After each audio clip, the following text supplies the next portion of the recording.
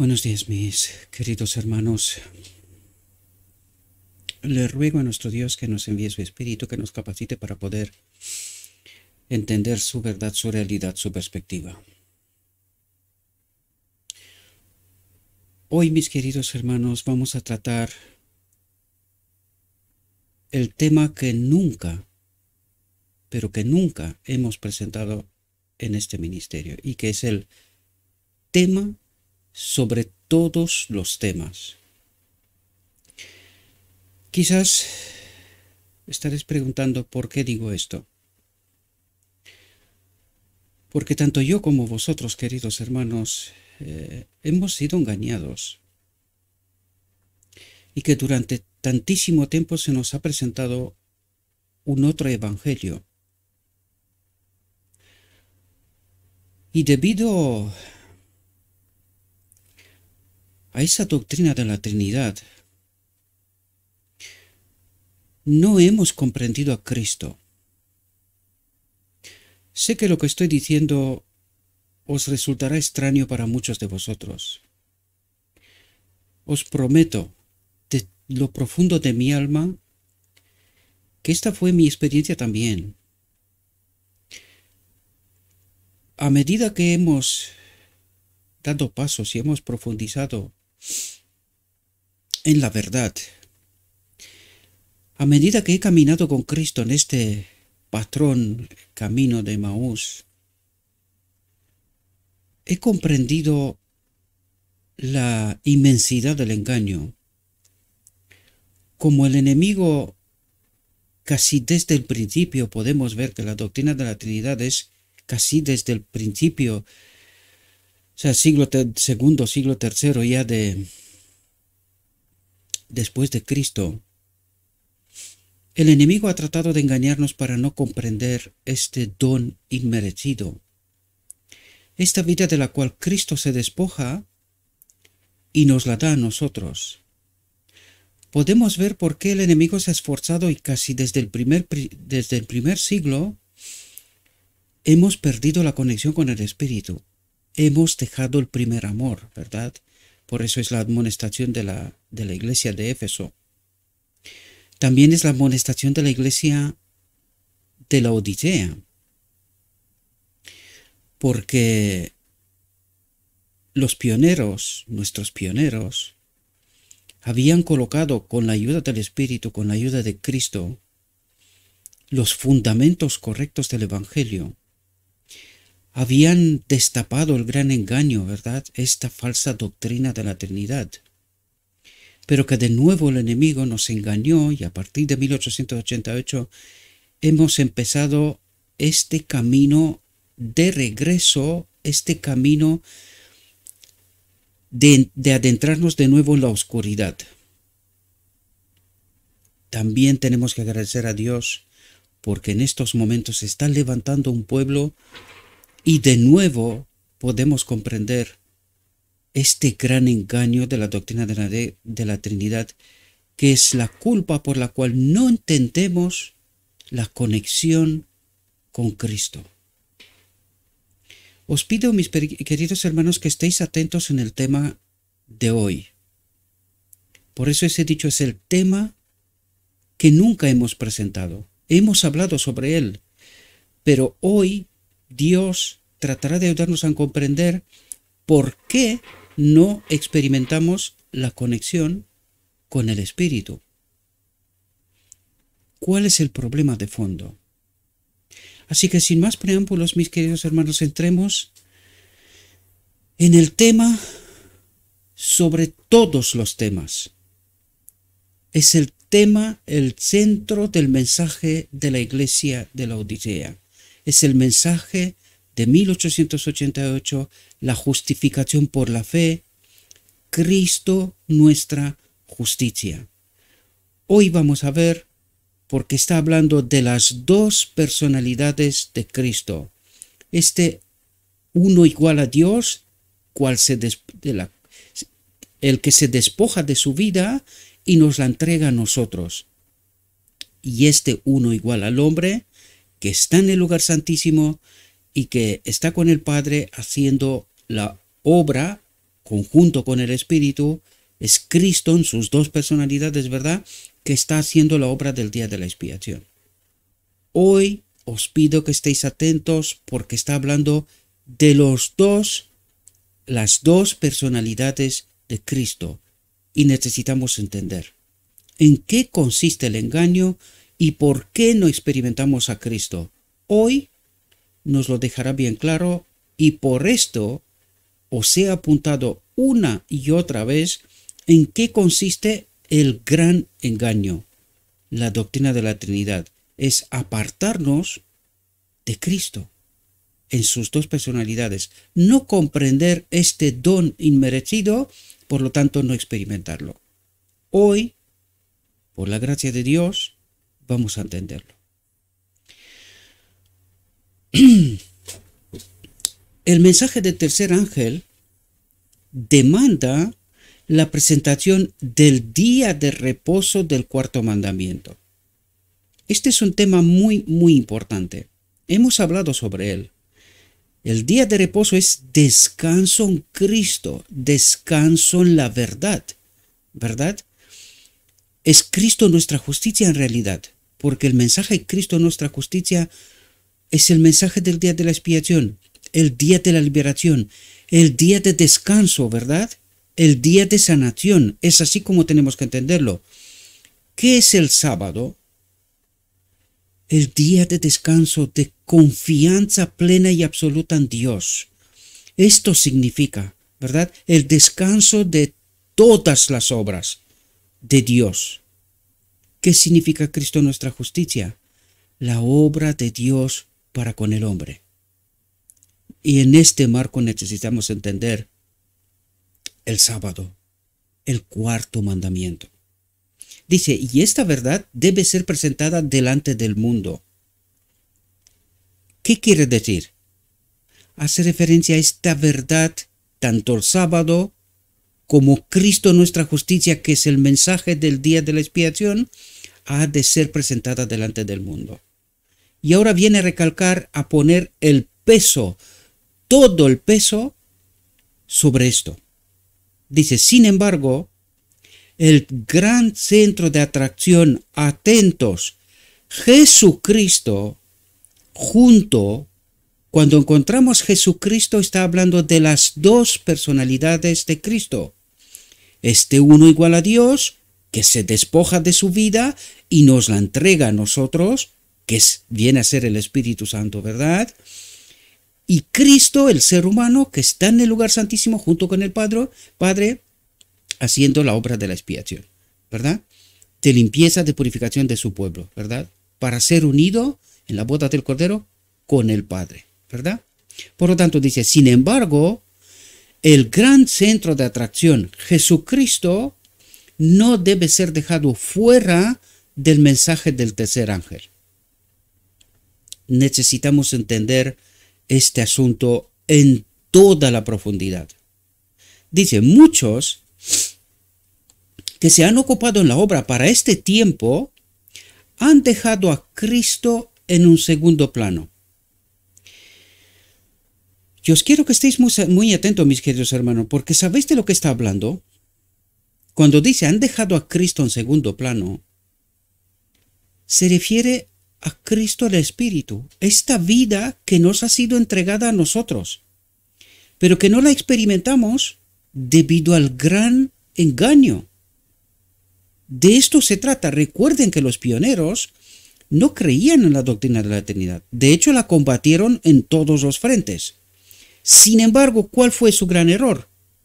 Rechazar el último rayo de luz, el mensaje para la iglesia de la Odisea, el mensaje para el día de la expiación, la justificación por la fe, Cristo nuestra justicia. Una vez rechazado este rayo, recuerden todos los temas que hemos tratado de entender hasta aquí, porque he ido construyendo un relato, una historia de cuál es el problema de este pueblo, ¿verdad? Por lo tanto, necesitamos entender este asunto en toda su profundidad. Dice, muchos que se han ocupado en la obra para este tiempo han dejado a Cristo en segundo plano y han dado el primer lugar a teorías y argumentos.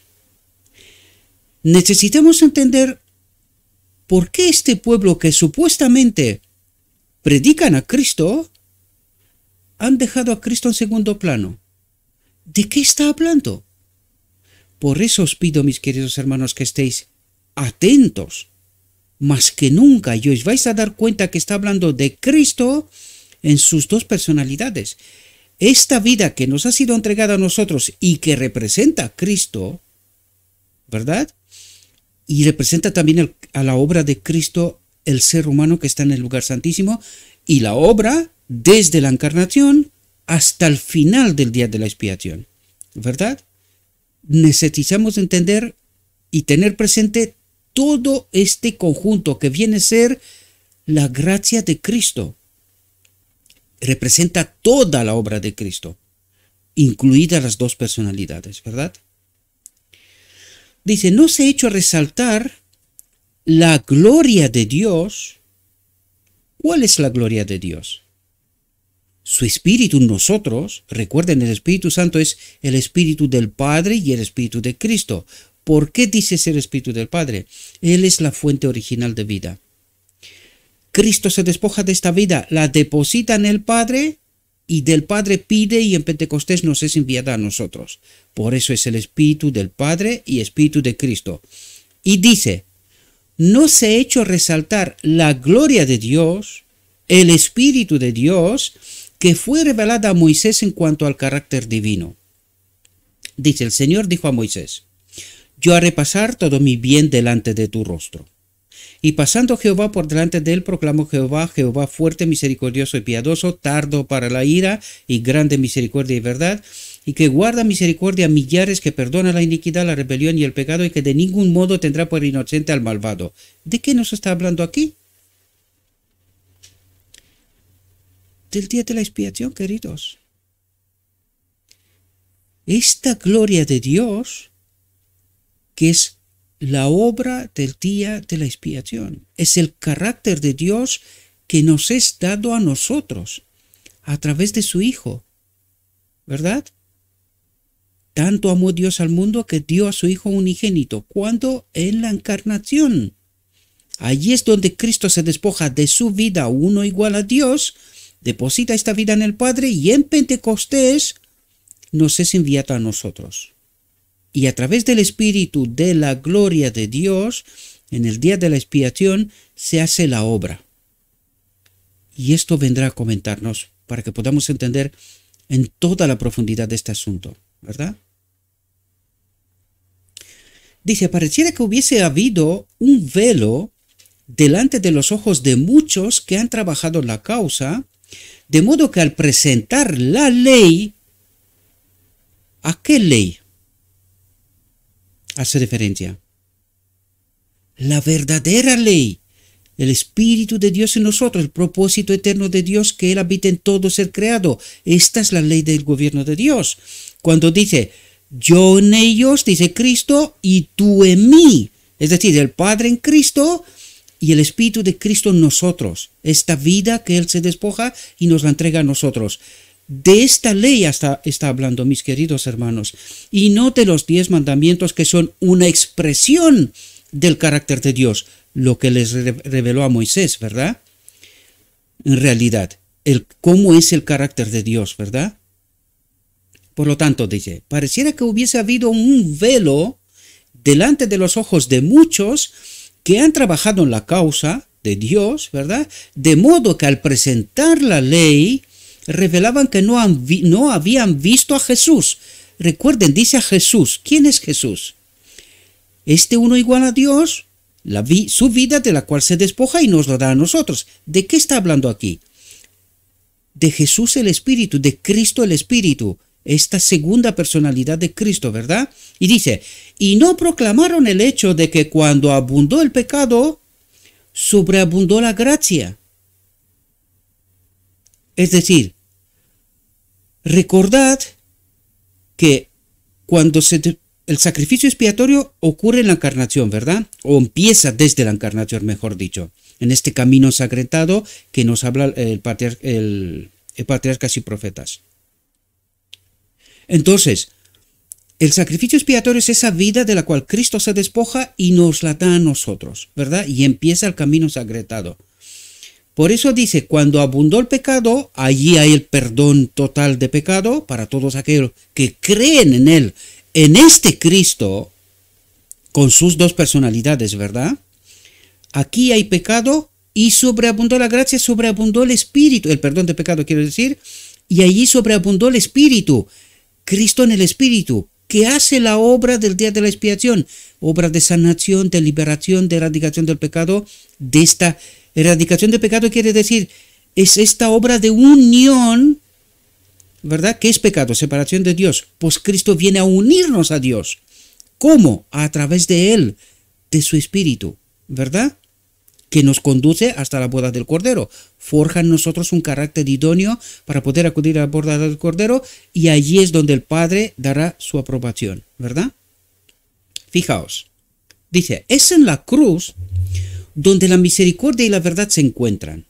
Aquí habla de la obra de Cristo, el segundo Adán, ¿verdad? Por eso nos dijo, cuando abundó el pecado, sobreabundó la gracia, y está hablando de toda la obra de Cristo, tanto Cristo el ser humano, ¿verdad? Hasta la cruz, y después de la cruz, el otro consolador, su representante, el Espíritu Santo, esta vida de la cual se despoja y nos la da a nosotros. Y necesitamos entender esto en todo su conjunto. Esta es toda la obra de Cristo, ¿verdad?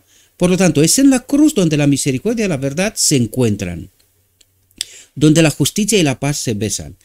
El pecador siempre debe mirar hacia el Calvario, y con la sencilla fe de un niñito debe descansar en los méritos de Cristo, dice, aceptando su justicia, su espíritu, porque por esto se fue hasta la cruz, ¿verdad? Para poder darnos su espíritu, su justicia, y creyendo en su misericordia, en su obra.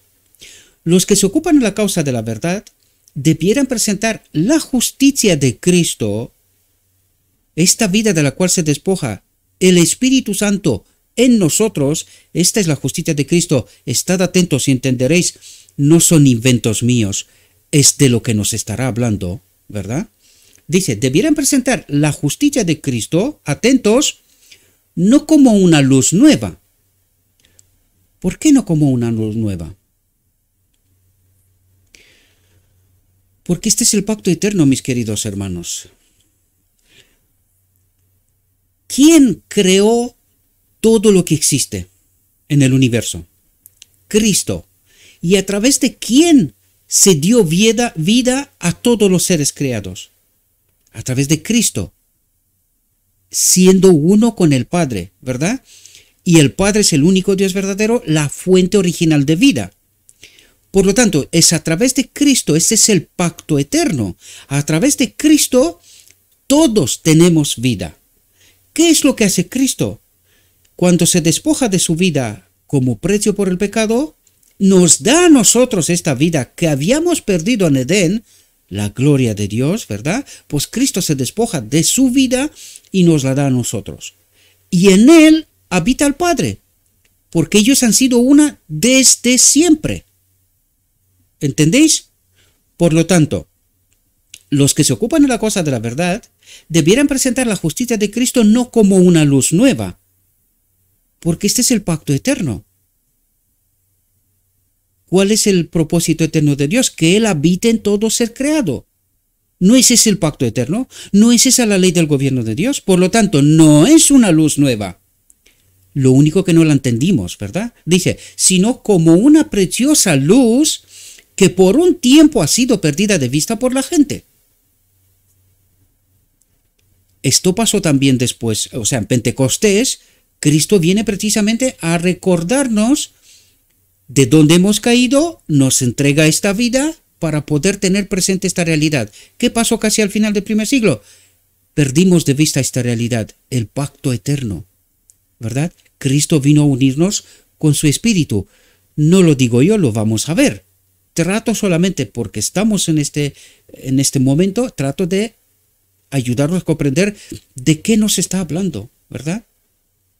Dice, hemos de aceptar a Cristo como a nuestro Salvador personal, su espíritu en mí, ¿verdad? Este es el Salvador personal, el Espíritu Santo, Cristo, ¿verdad? Y Él nos imputa la justicia de Dios en Cristo. La justicia de Dios en Cristo. ¿Cuál es la justicia de Dios en Cristo? Su Espíritu en nosotros. El Espíritu Santo, ¿verdad? Dice, y fijaos lo que dice, hemos de aceptar a Cristo como nuestro Salvador personal. A este Cristo, no a un otro Cristo. Este falso evangelio, ¿verdad? Dice, repitamos y hagamos resaltar la verdad que ha descrito Juan. En esto consiste el amor. No en que nosotros hayamos amado a Dios, sino en que Él nos amó a nosotros. Él nos envió su Espíritu a nosotros. Este es su propósito, ¿verdad? De eso está hablando. Dice, y envió a su Hijo en propiciación por nuestros pecados. Envió a su Hijo en propiciación, en sacrificio expiatorio por nuestros pecados. ¿Dónde apunta? La encarnación, queridos, donde Cristo se despoja de esta vida y nos la da a nosotros, ¿verdad? Dice, en el amor de Dios se ha manifestado la más maravillosa veta de verdad preciosa y de los tesoros de la gracia de Cristo, de este don inmerecido, de esta vida de Cristo, del Espíritu Santo en nosotros, ¿verdad? Dice, en el amor de Dios se ha manifestado la más maravillosa veta de verdad preciosa y los tesoros de la gracia de Cristo. Os pido perdón porque a veces me tengo que repetir, pero es necesario. Os he dicho que este es el tema sobre todos los temas. Es este otro evangelio que el enemigo trató de escondernos, de no comprender. Pero hoy Dios se nos revela, nos ayuda a entender cuál es nuestra mayor necesidad y cuál es el problema de por qué no estamos conectados a Cristo, ¿verdad? Están expuestos a la iglesia y al mundo. Dice, porque de tal manera amó Dios al mundo que ha dado a su Hijo unigénito. ¿Cuándo? En la encarnación. ¿Qué amor es este? ¡Qué maravilloso e insondable amor! Capaz de inducir a Cristo a morir por nosotros mientras todavía éramos pecadores. Es decir, fue Dios el que nos buscó a nosotros, porque nosotros no sabíamos cuál es nuestra realidad, cuál es nuestra necesidad, ¿verdad?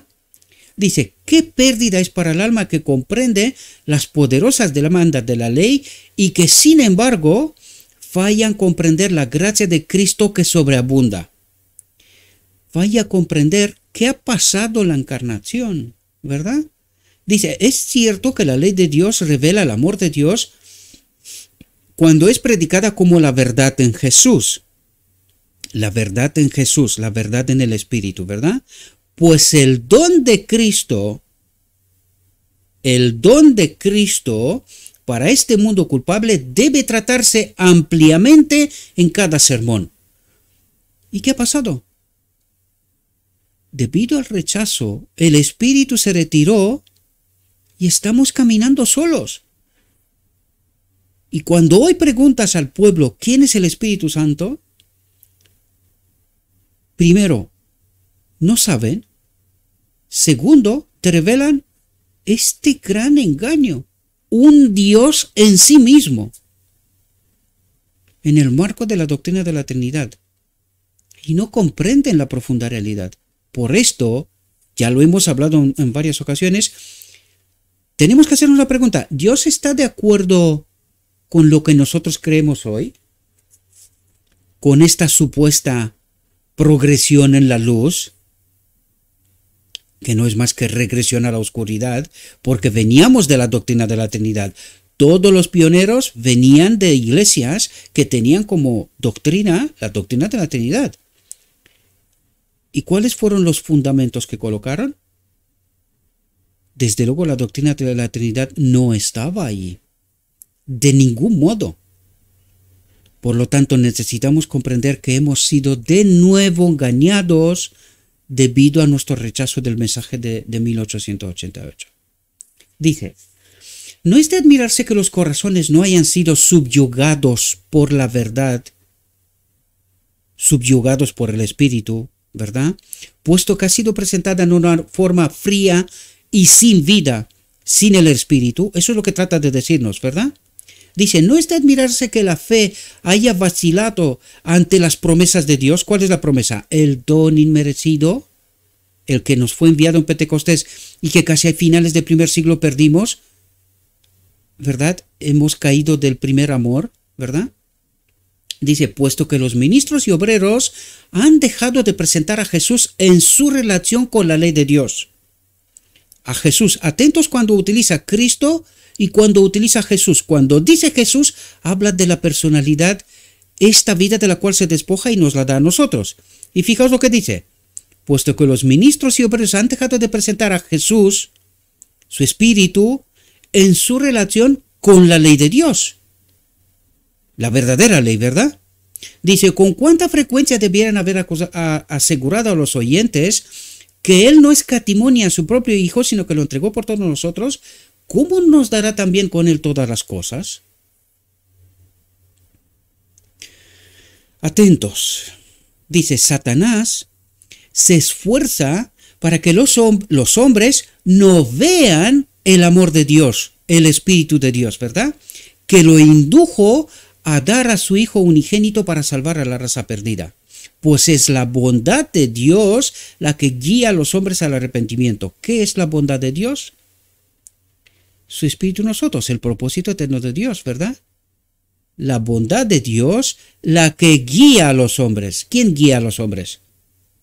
Su Espíritu en nosotros, el Espíritu Santo, ¿verdad?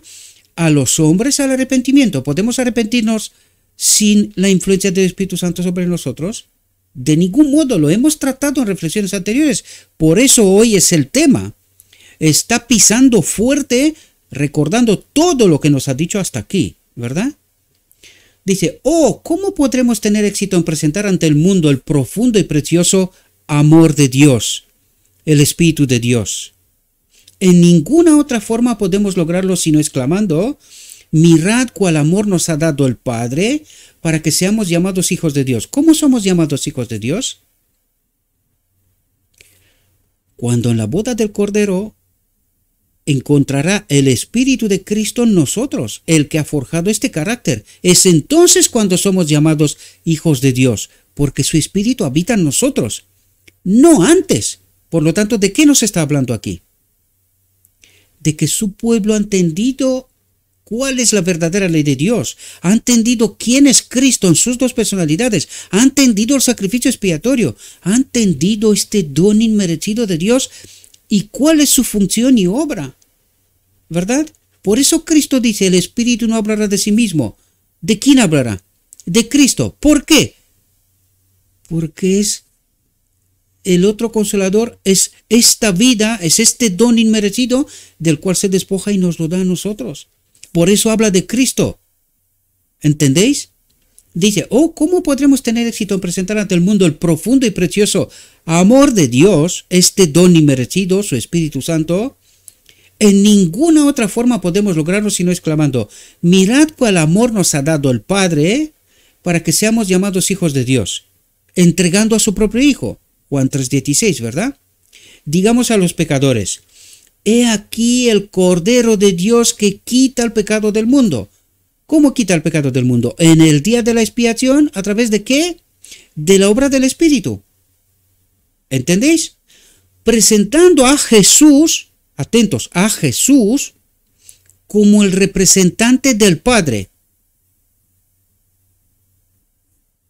¿Ahora entendéis? Presentando a Jesús como representante del Padre. Presentando al Espíritu Santo como representante del Padre. Este Cristo, esta segunda persona de Cristo. Ahora entendéis por qué que yo al estudiar este tema, hago un inciso aquí.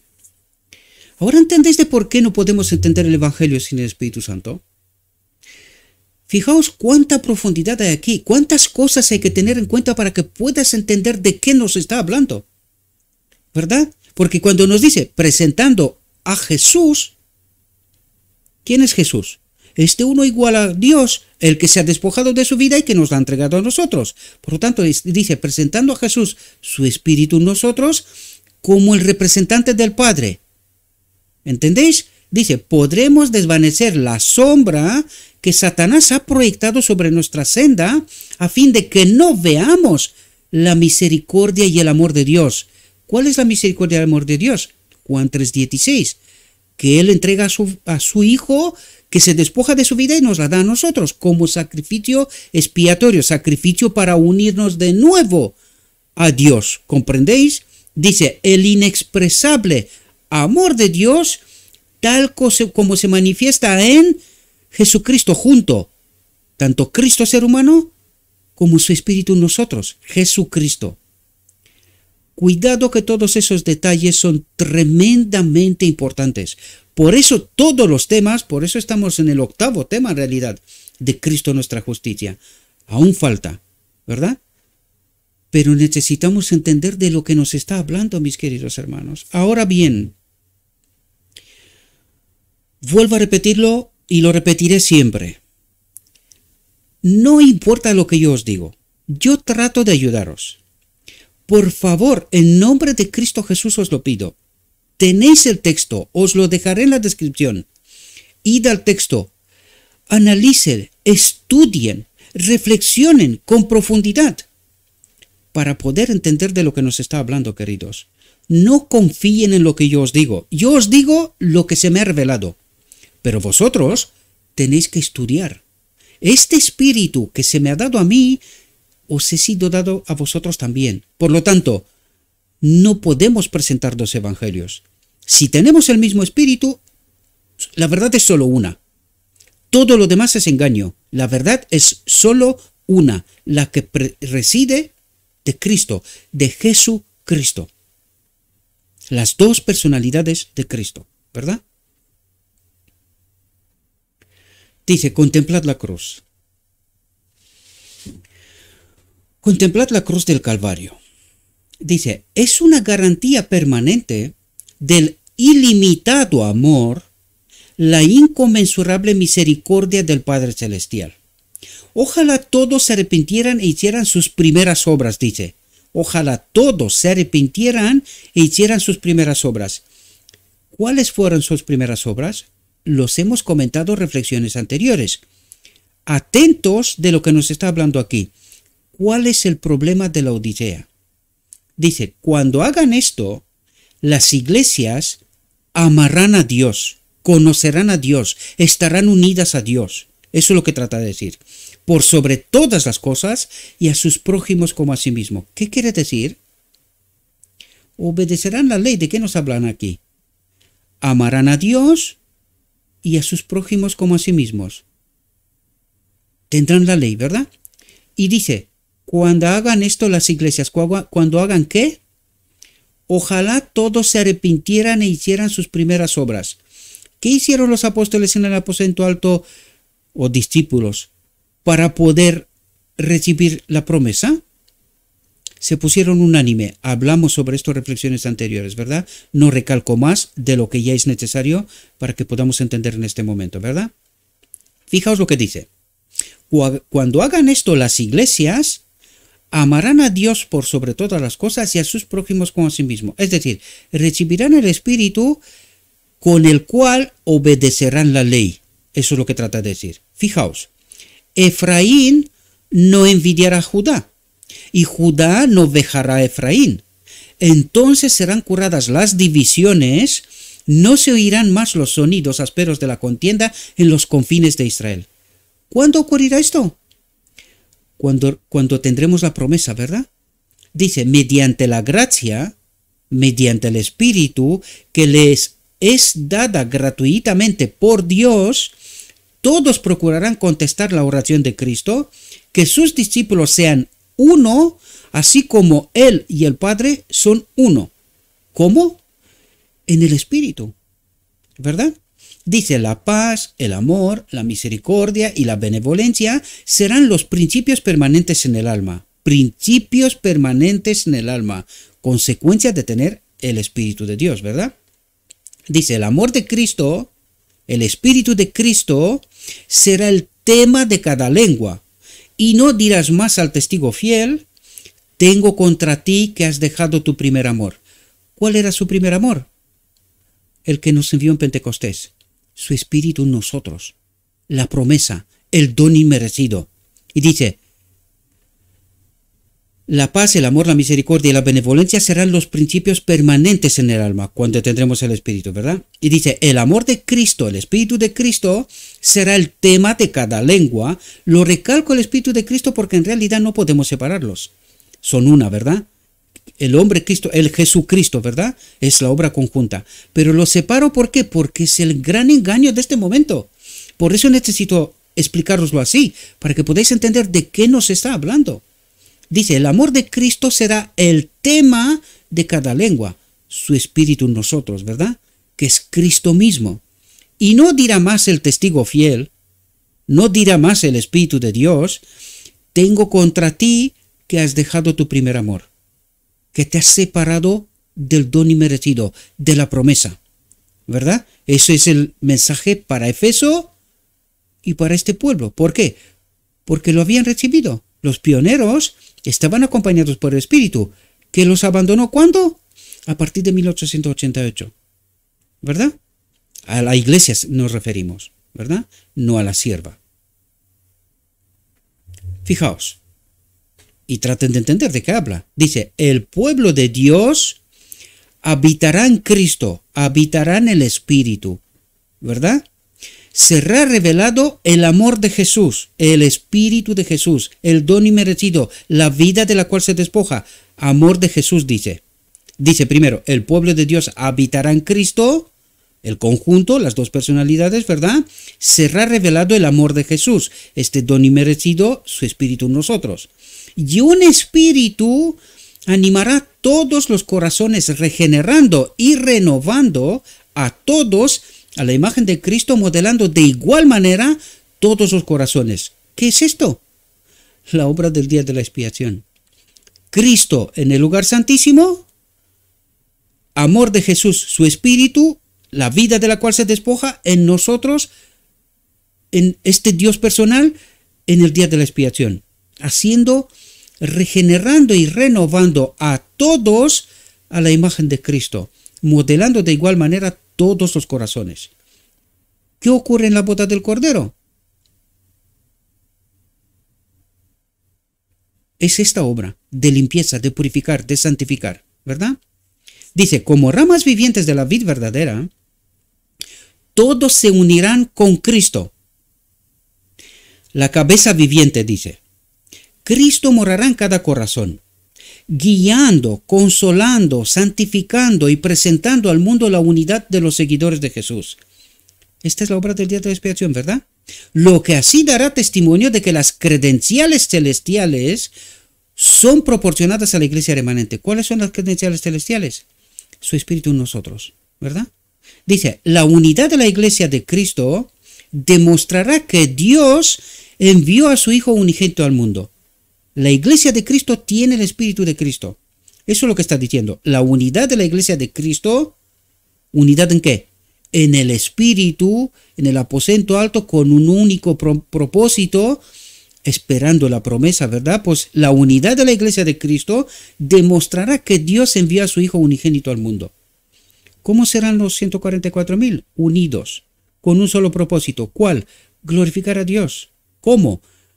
Los que guardan los mandamientos y tienen la fe de Jesús. ¿Cuál fue la fe de Jesús? Unir al hombre con Dios, ¿verdad? El Padre en él y su justicia en nosotros, su Espíritu en nosotros. La ley del gobierno de Dios, ¿verdad? Espero que podáis entender este tema, ya os lo dije, es tremendamente complejo. No es fácil. Por eso os invito, estudien, reflexionen con profundidad. Solo trato de ayudar. Yo no soy fundamento para nadie, ¿verdad? Cuando los hijos de Dios son uno en la unidad del Espíritu, en Cristo, ¿verdad? Todo fariseísmo, toda justicia propia que fueron el pecado de la nación judía, se eliminarán de su corazón. ¿Y está pasando esto en medio del pueblo de Dios? ¿Tenemos el Espíritu? Atentos. Cuando los hijos de Dios son uno en la unidad del Espíritu, es decir, tienen el Espíritu, todo fariseísmo, toda justicia propia, que fueron el pecado de la nación judía se eliminarán de su corazón, de su mente. ¿Es la experiencia de la iglesia de la Odisea? ¿Tenemos el Espíritu? Si tenemos el Espíritu, entonces tiene que verse esos frutos.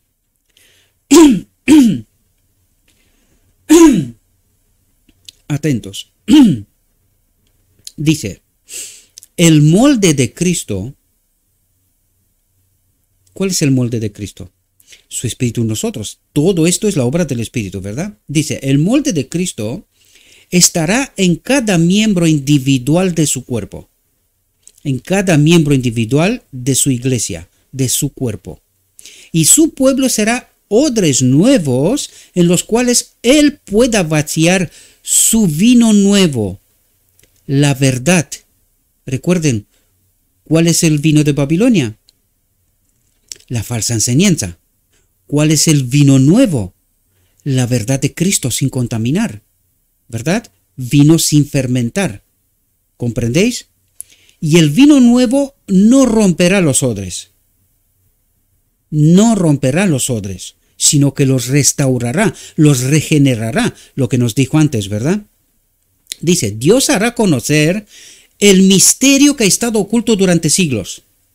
¿Cuál misterio? El misterio de la piedad. ¿Cuál es el misterio de la piedad? La encarnación. La vida de la cual Cristo se despoja y nos la da a nosotros.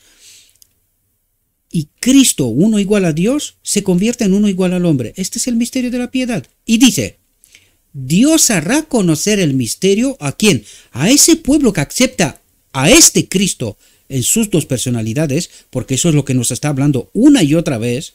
Por eso os he dicho que este es el tema sobre todos los temas, ¿verdad? Que nunca hemos tratado de este modo en este ministerio. El molde de Cristo estará en cada miembro individual de su cuerpo, y su pueblo será odres nuevos en los cuales él pueda vaciar su vino nuevo, y el vino nuevo no romperá los odres. Dios hará conocer el misterio que ha estado oculto durante siglos. Hará saber cuáles son las riquezas de la gloria que perdió Adán en Edén, la gloria de Dios. Hará saber cuáles son las riquezas de la gloria de este misterio entre los gentiles. Ese misterio entre los gentiles. ¿Quiénes son los gentiles? Nosotros. Nosotros. Fijaos lo que dice. Que es Cristo en vosotros. ¿Quién es el Espíritu Santo? Cristo en vosotros, la esperanza de gloria. ¿Lo queréis más claro? Pues aquí está claro, queridos. Dice, también se citan los versículos 28 y 29 de Colosenses 1:27, ¿verdad? Y dice 28 y 29. Atentos. Dice, Jesús, este uno igual a Dios, vino para impartir el Espíritu Santo al alma humana. ¿Para qué vino? Para impartir el Espíritu Santo al alma humana, para hacer la expiación, la unión del hombre con Dios, ¿verdad? Esto es lo que vino a hacer. Mediante ese Espíritu, el amor de Dios es difundido en el corazón, en la mente. Pero es imposible conceder el Espíritu Santo a los hombres, atentos, ¿por qué no tenemos el Espíritu Santo? Que están cristalizados en sus ideas, doctrina de la Trinidad y otras, apostasías, ¿verdad? Cuyas doctrinas son todas estereotipadas. ¿Estereotipadas con quién? El vino de Babilonia, ¿verdad? Cuyas doctrinas son todas estereotipadas e inmutables. ¿Qué es una doctrina? Inmutable, ¿verdad? Inmutable. Apostasía. Ya hemos hablado de esto, ¿verdad? Que caminan de acuerdo con las tradiciones y mandamientos de los hombres. Vino de Babilonia, ¿verdad? Después del primer siglo en adelante, tradiciones y mandamientos de los hombres, como lo hicieron los judíos en el tiempo de Cristo. 630 y tantas reglas, aparte de los 10 principios de los 10 mandamientos, ¿verdad? ¿Nos está ocurriendo a nosotros? ¿Lo está diciendo claro y alto? Sí. Espero que podáis entender, ¿verdad? Ellos eran muy minuciosos en los ritos de la iglesia, muy rigurosos en seguir sus formas, pero estaban destituidos de vitalidad y consagración religiosa. Estaban destituidos del Espíritu. Eso es lo que trata de decir, de la presencia de Dios, de Cristo, ¿verdad? Dice, fueron representados por Cristo como los cueros secos que entonces se usaban como recipientes. El Evangelio de Cristo no podía ser colocado en sus corazones. ¿Cuál es el Evangelio de Cristo? Su Espíritu en nosotros. Jesús vino para impartir el Espíritu Santo al alma, pero es imposible conceder el Espíritu Santo a los hombres que están cristalizados en sus ideas, en sus doctrinas inmutables.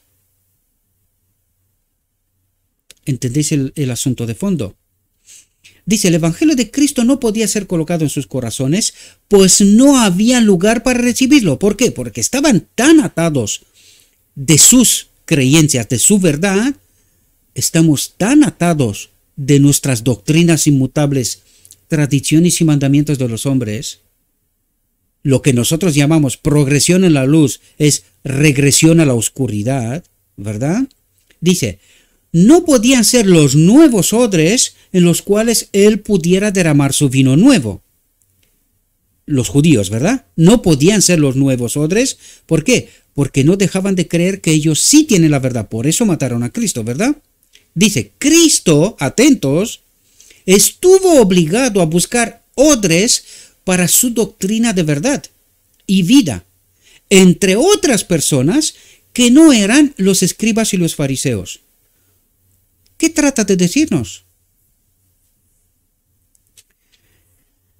Cristo está obligado a levantar un otro remanente hoy porque el remanente ha caído. Apocalipsis 18, ¿verdad? El remanente ha caído. Por lo tanto, ¿qué nos trata de decir? Cristo estuvo obligado a buscar odres para su doctrina de verdad y vida, entre otras personas que no eran los escribas y los fariseos, los judíos. Y vino a los gentiles, ¿verdad? Dice, tuvo que buscar hombres que estuvieran dispuestos a recibir la regeneración del corazón. ¿Cómo se obra la regeneración del corazón? Por la obra del Espíritu Santo. ¿Quién es el Espíritu Santo? Cristo. ¿Verdad? Dice, vino a dar nuevos corazones a los hombres. Vino a dar nuevas mentes, nuevo entendimiento a los hombres. Él dijo, os daré corazón nuevo, una mente nueva, la verdad. Eso es lo que trata de decir. Pero los que tenían justicia propia en aquellos días y los de estos días no sentían ni sienten la necesidad de tener un corazón nuevo. ¿Por qué? Porque creen tenerlo. Creen tener la verdad en su mente, ¿verdad? Jesús, atentos, Jesús, el Espíritu, pasó por alto a los escribas y fariseos porque no sentían la necesidad de un Salvador. Estaban adheridos a formas y ceremonias. ¿Entendéis? Esos servicios habían sido instituidos por Cristo. Habían estado llenos de vitalidad y belleza espiritual. Pero los judíos habían perdido la vida espiritual, la presencia de Dios, la presencia de Cristo, ¿verdad?, de sus ceremonias y se aferraban a las formas muertas después que la vida espiritual se había extinguido entre ellos. ¿Qué le pasa a la Odisea? Tú hablas de la iglesia, hablas de los maestros, hablas de la apostasía y la iglesia rechaza una y otra vez aceptar la verdad. Se han convertido en estos odres viejos, rotos, que no están dispuestos a cambiar su mente. Por eso Cristo, que es lo que nos dijo antes, se ve obligado a buscar un remanente del remanente para poder terminar la obra. Odres nuevos, mentes dispuestas a aceptar el vino nuevo, la verdad, sin contaminar, ¿verdad? Cuando se apartaron de los requerimientos y mandamientos de Dios, procuraron reemplazar el lugar de lo que habían perdido multiplicando sus propios requisitos y haciendo demandas más rigurosas que las que había hecho Dios. Los 630 y tantas reglas, ¿verdad? Y mientras se hacían más rígidos, ¿Le estará pasando esto a la iglesia de la Odisea?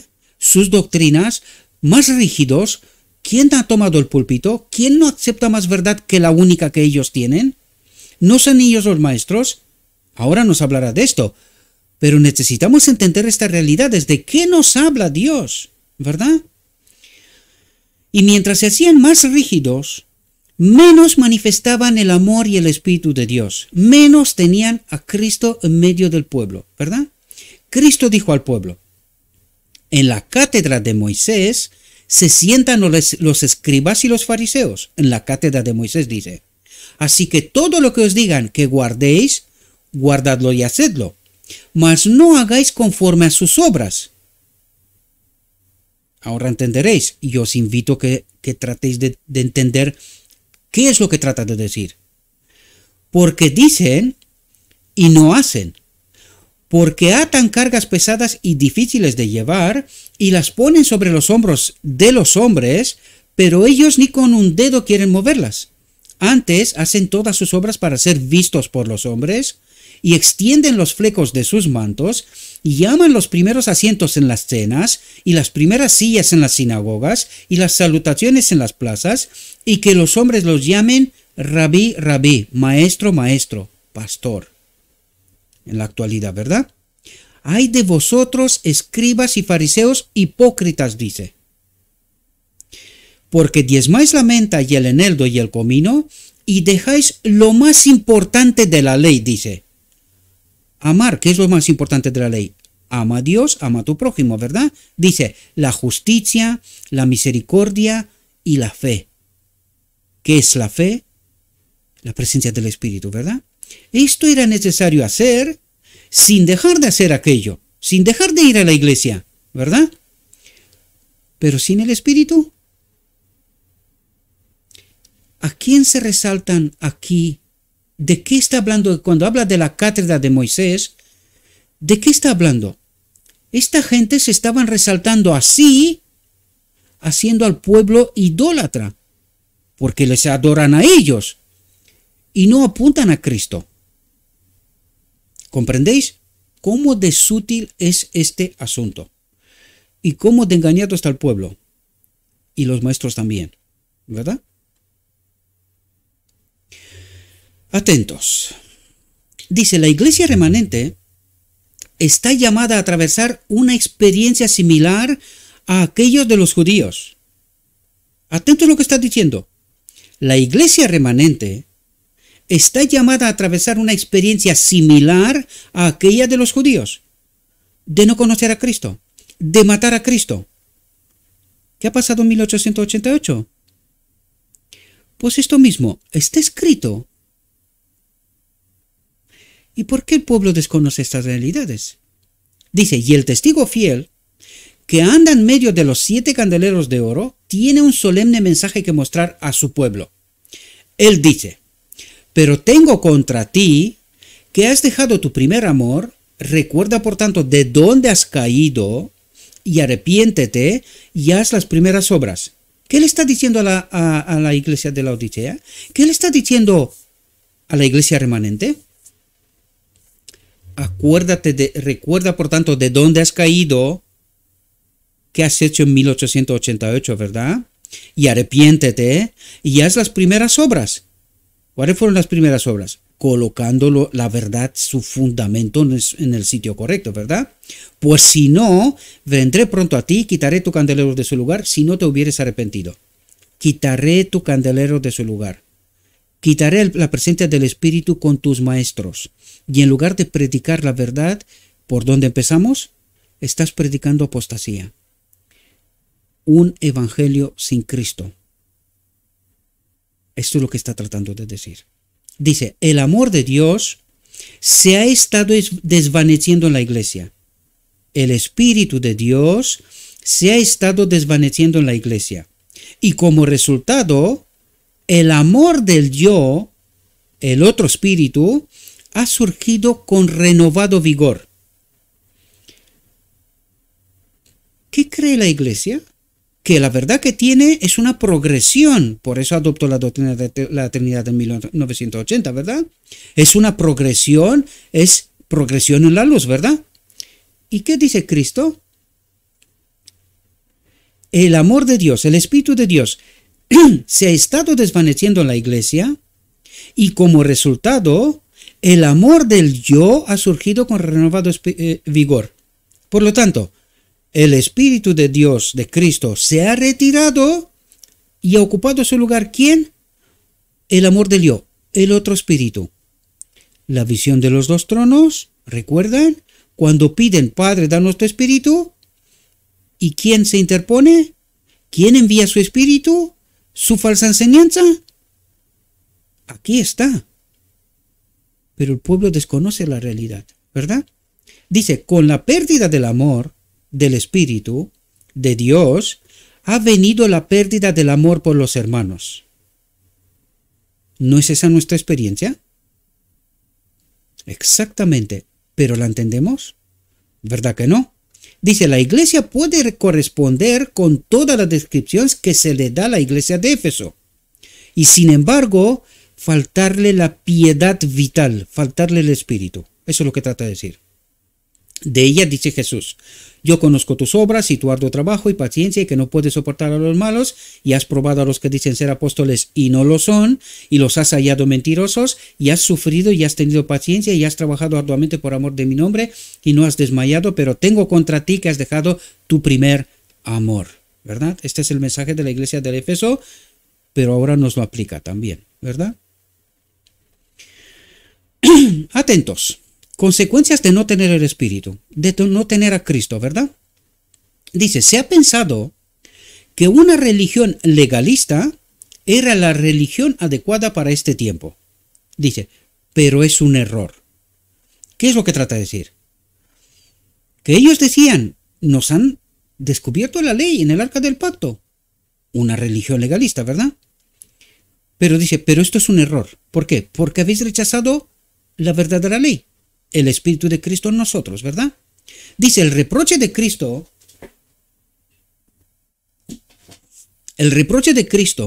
para los fariseos, para los maestros, para los pastores, es aplicable a los que han perdido su primer amor en su corazón. Dice, una religión fría y legalista nunca puede conducir las almas a Cristo. Ahora bien, fijaos, la caída de los pioneros fue una religión legalista. ¿Cómo está el pueblo hoy? En el otro extremo. Pecamos hasta que Cristo viene, sin ley. ¿Comprendéis? ¿Y quién nos ha hecho pasar de un extremo al otro extremo? ¿Entendéis cómo obra el enemigo? ¿Verdad? Una religión fría y legalista nunca puede conducir las almas a Cristo. Pues es una religión sin amor y sin Cristo, sin el Espíritu y sin Cristo. Atentos lo que dice aquí, cuando el ayuno y la oración se practican con un espíritu de justicia propia, ayunamos y oramos como justificación, ¿verdad? Esto resulta algo abominable para Dios. Ayuno y oración, pero sin Cristo, dice, es algo abominable para Dios. La reunión solemne para el culto, atentos que está desmontando la iglesia, como lo entendemos nosotros, porque la verdad de la iglesia es Cristo. Por eso os lo dije yo, sin el Espíritu de Cristo no hay iglesia. La iglesia es la presencia de Cristo en este templo. Él es la iglesia, no la iglesia el lugar de reunión, tal como lo entiende el pueblo hoy. Y la pregunta que habría que hacerse es, ¿y por qué la entiende el pueblo así? ¿Quién le ha predicado este mensaje? ¿Con qué espíritu? Estad atentos a lo que nos dice el testigo fiel, queridos.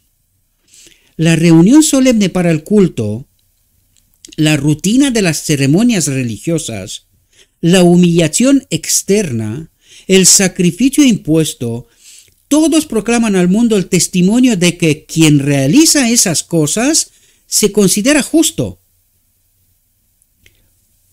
¿Por qué rechaza la iglesia todo mensaje de amonestación hacia la iglesia, lo que ellos consideran la iglesia, y hacia los maestros?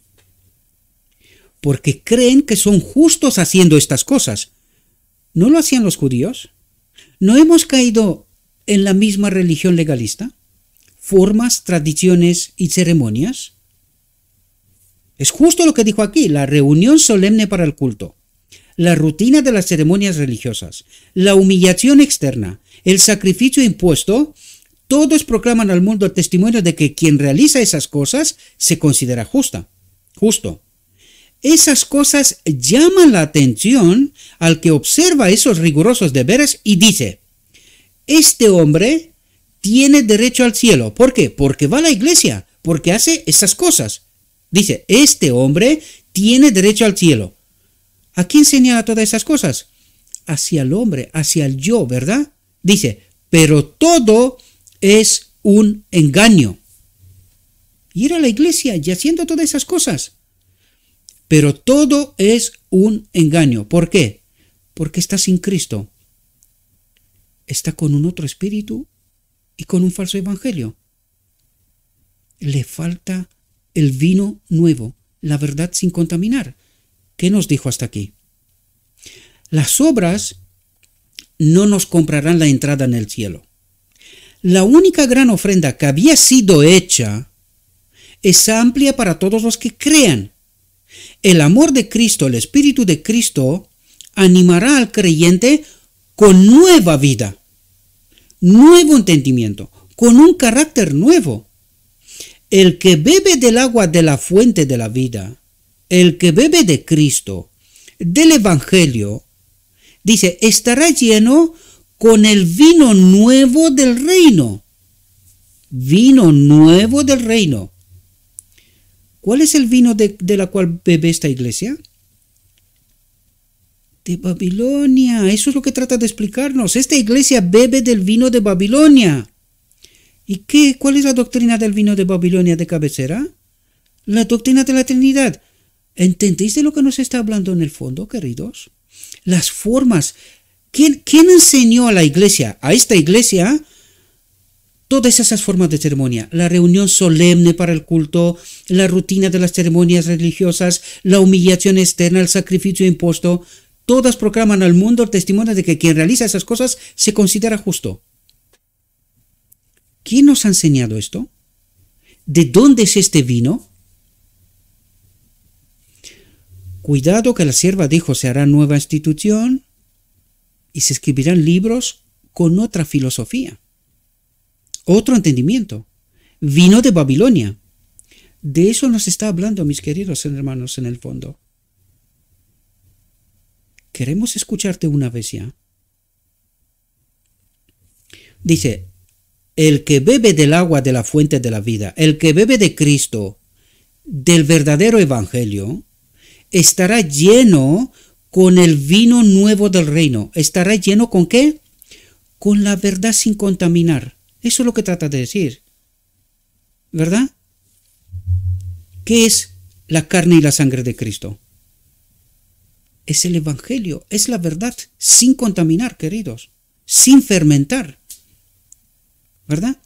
En contraste con el vino de Babilonia, fermentado, pecado, separado de Dios. Eso es lo que trata de explicarnos en profundidad.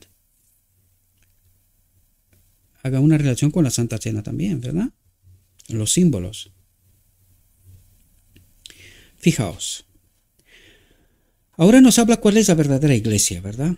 Dice, la fe en Cristo será el medio por el cual el Espíritu y los motivos correctos moverán al creyente. Y toda bondad e inclinación celestial procederán de aquel que contempla a Jesús, el autor y consumador de su fe. A Jesús, el Espíritu, autor y consumador de su fe. Confiad en Dios, no en los hombres. Lo hemos dicho por activa y por pasiva. Y lo recalcamos cada vez que se nos da la ocasión. Porque ¿cómo obra este espíritu engañador a través de los que están en la cátedra de Moisés? Nos lo dijo antes. Este espíritu engañador trabaja a través de los hombres, queridos. Así los engaña. Y es así como el vino de Babilonia ha entrado aquí. Por el deseo de maestrías, doctorados, puestos, estén estén enfrente y que les llamen maestros. Y han abandonado a Cristo, queridos. Y estoy hablando de principios, no estoy hablando aquí, no pongo nombres, no, porque ellos también están engañados. También necesitan de Cristo. Pero desgraciadamente, ¿qué nos dijo?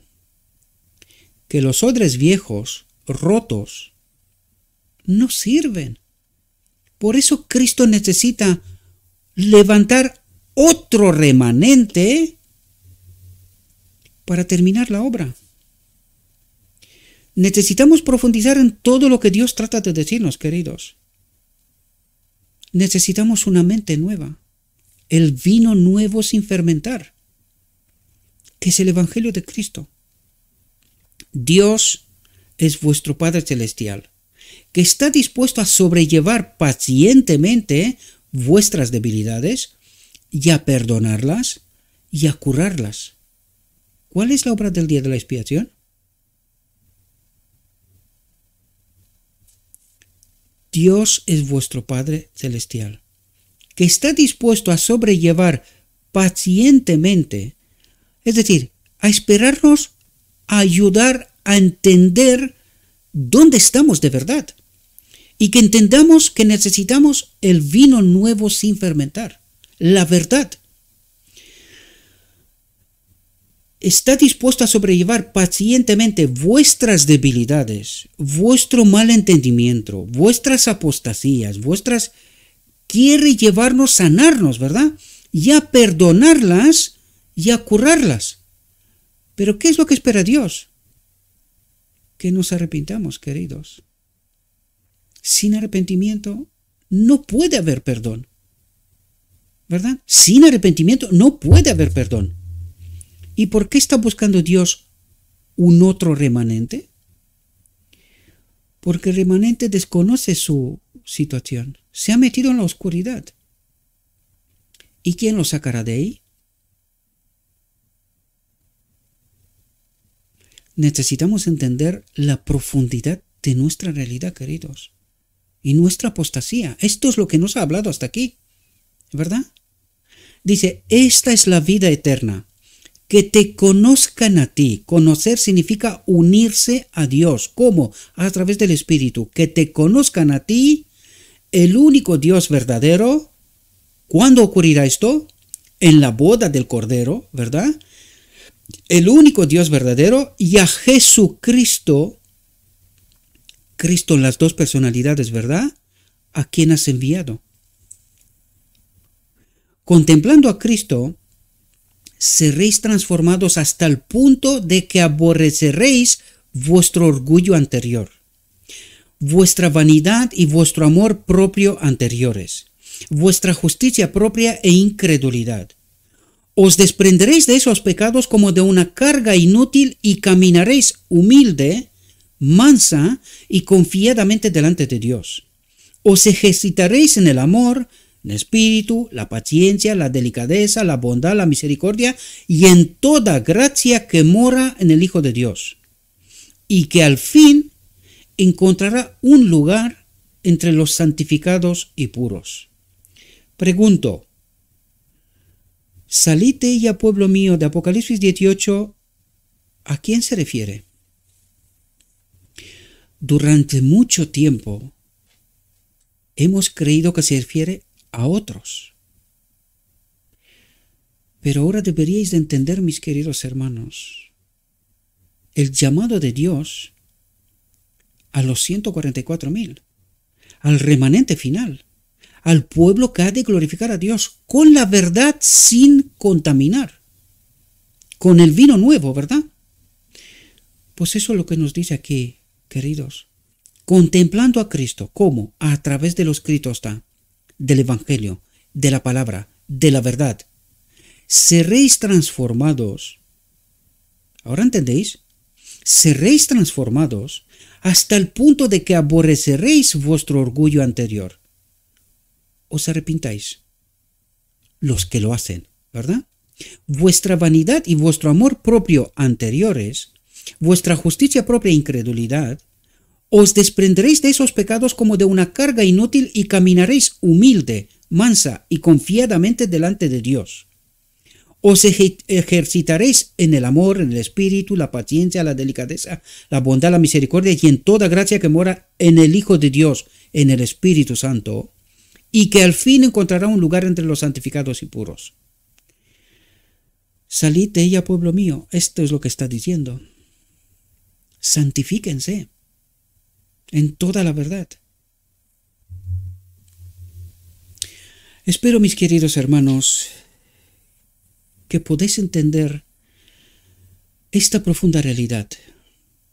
Por eso he dicho que jamás hemos presentado un tema con semejante profundidad que ahora. Habría que hacernos una pregunta fundamental, queridos. ¿Por qué ahora? ¿Por qué entendemos este mensaje ahora? Salid de ella, pueblo mío. Salid de este vino de Babilonia. Santifíquese en Cristo. Acepten a Cristo, al Espíritu Santo, que es Cristo mismo, sin el cual no hay regeneración, no hay sanación, no hay expiación, entiéndase, unión con el Padre. No podemos acudir a la boda del Cordero. Espero, mis queridos hermanos, que este mensaje sea revelador tanto para vosotros como para mí.